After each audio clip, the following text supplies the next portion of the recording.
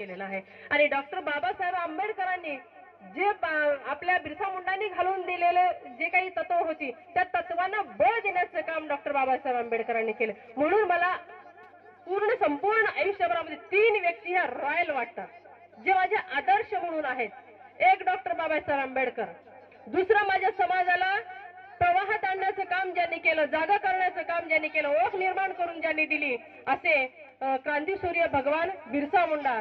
आणि तिसरी व्यक्ती आहे जे आम्हा स्त्रियांना हातामध्ये लेखणी घेऊन लिहिण्याचा किंवा शिकण्याचा अधिकार ज्या बाईनं प्रदान केला ती आमची क्रांतीज्योती सावित्रीमाई फुले. या 3 व्यक्तींना आपल्या आयुष्यामध्ये जसा आपल्या आईवडिलांचा आपल्याला आधार आहे तो आधार किंवा त्याच पद्धतीचा आधार ह्या व्यक्ती स्वतःच्या आयुष्यात जगण्याच्या अगोदरच आपल्याला बहाल करून गेलेल्या आहेत. ते संपून गेले परंतु त्यांनी दिलेली तत्व, त्यांनी दिलेलं योगदान हे आपल्यासाठी आजपर्यंतही कामी येत आहे. म्हणून या सगळ्या लोकांच्या आयुष्यामधले जे काही क्षण त्यांनी आपल्या समाजासाठी घालून दिलेले आहेत, आपल्यासाठी घालून दिले आहेत, त्याचं थोडंसं गांभीर्यानं आपण या ठिकाणी स्मरण करावं आणि त्या पद्धतीनं आपलं आचरण करावं असा त्या पाठीमागचा उद्देश आहे. आपण करतो काय? खरंच आपल्याला आपल्या आयुष्याबद्दल गांभीर्य आहे का? आपल्या कुटुंबाबद्दल गांभीर्य आहे का? विद्यार्थ्यांना आपल्या शिक्षणाबद्दल गांभीर्य आहे का? मी बरंच आता आम्ही शिकवतो, आम्हाला हेच धंदा आहे, जे बाहेर बसलेले मदत बसवायचं, ओरडणाऱ्याला गप बसवायचं, ह्याच्यातच आमचं आयुष्य जाणार आहे. आणि हेच करत असताना प्रत्येक विद्यार्थ्याला आपल्या आईवडिलांच्या पार्श्वभूमीचा विचार करून आपण वर्गामध्ये येत असताना तिथं उपस्थिती आपली नोंदवावी लागणार आहे. तरच आणि तरच या महापुरुषांनी दिलेल्या योगदानाचं सार्थक होणार आहे. आपली ही पाल्य अनेक ठिकाणी आता कुठं थोडेसे जागे झालेले आहेत आणि नोकरी सारख्या ठिकाणी लागत आहेत, परंतु तितकीच जबाबदारी आपली आहे. आपण जे म्हणतो का नाही, एक आपण वक्तव्य सर्रास करून जातो बघा की आजची पिढी वाया गेलेली आहे, आजची पिढी मोबाईलनं बर्बाद झालेली आहे. ह्याला खरंच फक्त ते विद्यार्थी किंवा तुमची मुलं एकमेव त्यांचे तेच जबाबदार असतील का? थोडा काळजीपूर्वक विचार करून बघायला हवा. आपण काय करतो? वडील म्हणून आपण काय करतो? तुम्ही काय करता? ज्या वेळेला तुमचं मूल तुमच्या घरामध्ये असतं त्यावेळेला तुम्ही त्याच्या समोर कसे वागता? कसं असते, मुलं ना शिकवल्यावर शिकतच नाहीत, जे बघतात तसं करतात. मग 50% त्यांचं आयुष्य हे तुमचं अर्ध आयुष्य ते जगत असतात. तुमच्या आयुष्यामधले क्षण त्यांनी जे काही टिपलेले असतात त्याचं ते अनुकरण करतात. म्हणजे तुमच्या आयुष्याचा 50% अर्थ तुमची मुलं असतात. पण प्रत्येक वेळेला हा राहिले 50% त्याचं स्वतःचं योगदान असेल तर त्यावेळेला त्याच्या स्वतःच्या जबाबदारीसाठी तो एकटा असेल किंवा त्याचा मित्र परिवार असेल, त्याचं जे काही संगत वर्ग असेल तो जबाबदार असू शकतो. परंतु आपण मायबाप आहोत कशासाठी? ह्या सगळ्या गोष्टींमध्ये त्याला परावृत्त करून त्याचं नेमकं ध्येय काय हे सांगण्याची ताकद आपल्यामध्ये असायला पाहिजे. आपणच कुठंतरी सायंकाळी एंगेज असतो. आता कुठं मोबाईल आले, बापाचा फोनच लागत नाही. मुलाला काहीतरी अत्यंत निकडीचं काम असतं, त्याच्या सर म्हणतात तुझ्या बापाला फोन लावून दे, तुझ्या वडिलांना फोन लावून दे, मला त्यांच्याशी बोलायचंय. काल परवा एक किस्सा झाला.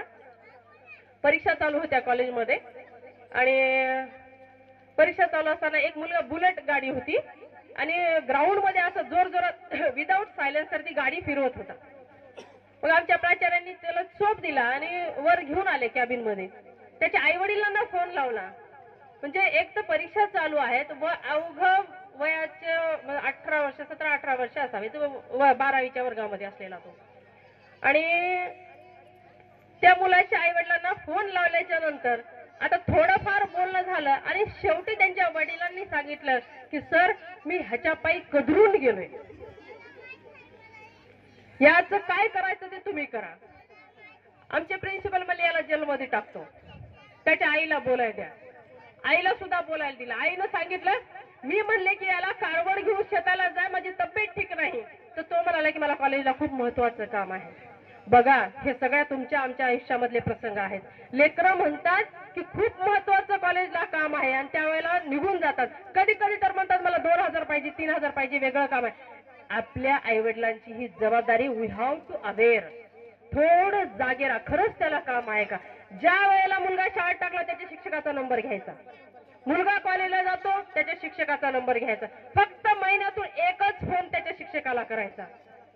कुठं जाणार आहे मुलगा? त्याची आई सुद्धा म्हणते राहू दे सर, 2 दिवस जेलमध्ये, 2-3 फटके खाईल तेव्हा येईल घरला आणि सुधारल तरी. एक तर ह्यासाठी विद्यार्थ्यांनी सुद्धा आपली जबाबदारी ओळखायला शिकलं पाहिजे आणि आई वडिलांनी सुद्धा लेकराला शाळेत टाकलं म्हणजे आज आपली जबाबदारी संपला असं नाही करायला पाहिजे. आपलंच आहे ते. जितकं आपण दुर्लक्ष करू, आता कसं आहे लहानपणी आपण बऱ्याच वेळा आपल्या लेकरांकडे दुर्लक्ष करतो. लेकरं आई वडील म्हणून भोगतात, पण लेकरांना आई वडील आपण वेळ देऊ शकत नाही. पण मोठा झाला की तेच लेकरं आपल्याला वेळ देऊ शकत नाही. त्यावेळेस मात्र आपण गंभीरपणे तक्रारी करू लागतो. कुठेतरी आपल्याला परत मिळणार आहे. म्हणून आपला समाज जर विकसित करायचा असेल, आपलं घर जर पुढे न्यायचं असेल, तर पहिल्यांदा आपलं अपत्य सुधारा. संतती ही सगळ्यात मोठी संपत्ती आहे. तुमचं काहीच तुमच्या कामी येणार नाही, तुमची प्रॉपर्टी कामी येणार नाही, 4 मजली बिल्डिंग तुमची कामी येणार नाही, तुमचं धनाढ्य तुम्ही आहात ते काहीही कामी येणार नाही. करोडो रुपये घेऊन आयुष्याचा एक क्षण तुम्हाला विकत मिळणार नाही जेव्हा तुमचा शेवटचा श्वास बाकी असतो. त्याच्यामुळे काहीच कामी येणार नाही. संतती जर तुमची उत्तम असेल तर कुठल्याच गोष्टी तुम्हाला कमी पडणार नाही. म्हणून तुम्ही असो मी असो, आपल्या समाजाला आता ही गरज आहे आणि शिक्षणाशिवाय पर्याय नाही. आपण खूप आतापर्यंत बघत आलेलो आहोत, राजकारणामध्ये बुडत चाललेली आहेत मुलं, व्यसनामध्ये बुडत चाललेली आहेत, बेकारी भरपूर प्रमाणामध्ये वाढलेली आहे. जितके लोक म्हणजे नोकरीसाठी लागत आहेत तितकेच बेकार गावामध्ये फिरत सुद्धा आहेत. जरी बेकार राहील तर त्याला योग्य मार्गदर्शन करून योग्य कामासाठी, म्हणजे त्यांची जी काही एनर्जी आहे ती योग्य कामासाठी त्या एनर्जीचा वापर व्हावा, हे करण्यासाठी आई वडिलांनी सुद्धा तेवढंच जबाबदारीपूर्वक वागणं ही महत्वाचं आहे असं मला वाटते. शाळेत टाकलेला असेल तर ते मुलगा शाळेमध्ये काय करतो एक वेळ सरला फोन करून विचारायचं. आपल्या मुली जर असतील हॉस्टेलला असतील तर त्यांच्याकडे तितकंच लक्ष देणं गरजेचं आहे. हॉस्टेलच्या मुलीकडे ती बाई किती बघणार आहे? अरे आपलं लेकरू आपल्याला ऐकत नाही, एकच लेकरू असतं आपल्याला ऐकत नाही, ती 100 पुरी कुठून बघणार आहे? तिच्यावर आपण सोडून मोकळं होत असतो.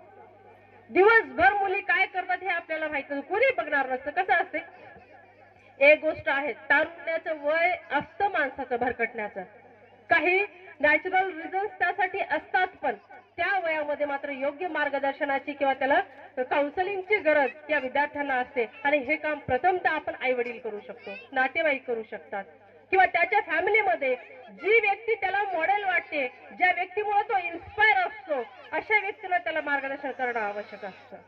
आणि आपल्या लेकराला आपल्या मताप्रमाणे योग्य वाटेवर कसं ठेवायचं हे ह्यासाठी काही अंशी आपण सुद्धा जबाबदार असतो.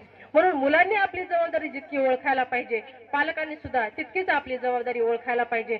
व्यसन ही आपल्या समाजाला लागलेली मोठी कीड आहे. आता एकदम सोडायचं, ज्याला व्यसन आहे त्यालाच कळेल की ते किती अवघड असू शकतं, पण तुम्ही प्रयत्न तरी करू शकता. आपल्या लेकरांसमोर आपण जात असताना किमान ह्या गोष्टींची काळजी घ्या, जेणेकरून आपल्याला पुन्हा म्हातारपणी रडण्याची वेळ येणार नाही. ह्या सगळ्या गोष्टी जितकं तुम्ही आता कष्ट घेसाल तितकं सुखी आयुष्य पुन्हा आहे. जितकं आता दुर्लक्ष तुम्ही स्वतःच्या मुलांकडे करताल, मुलं तितक्या त्याहीपेक्षा जास्त प्रमाणामध्ये तुमच्याकडे दुर्लक्ष करणार.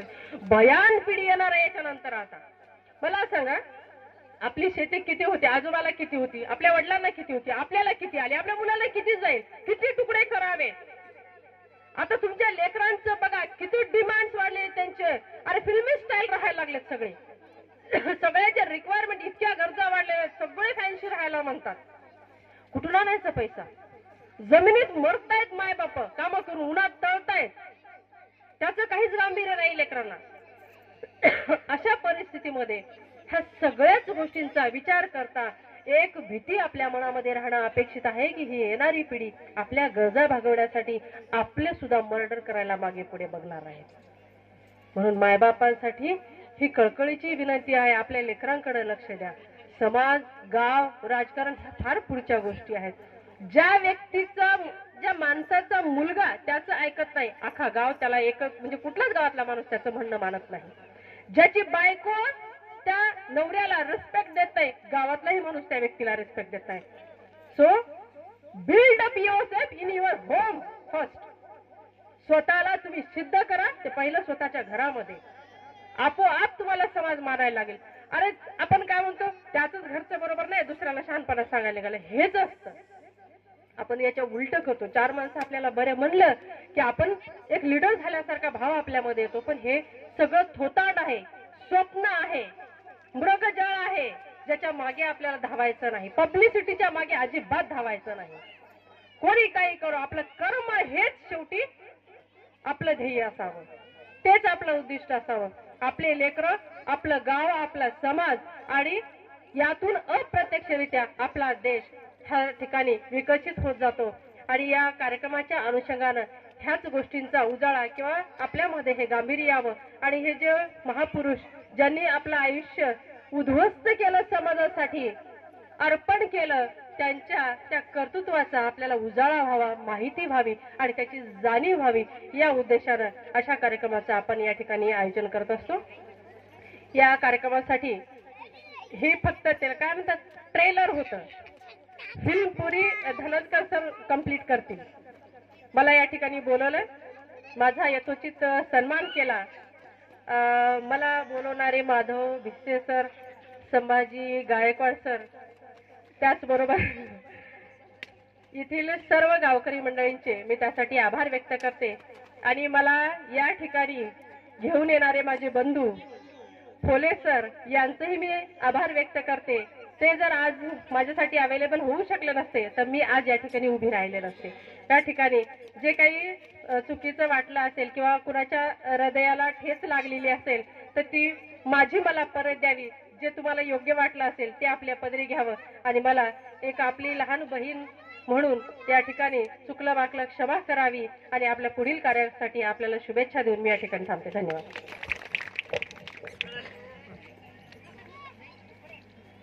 धन्यवाद मॅडम. आले किती गेले किती उडून गेले भरारा, संपला नाही आणि संपणारही नाही माझ्या बिरसाचा दरारा. या ठिकाणी अतिशय बिरसा मुंडा यांच्या जीवनावर प्रकाश टाकला आणि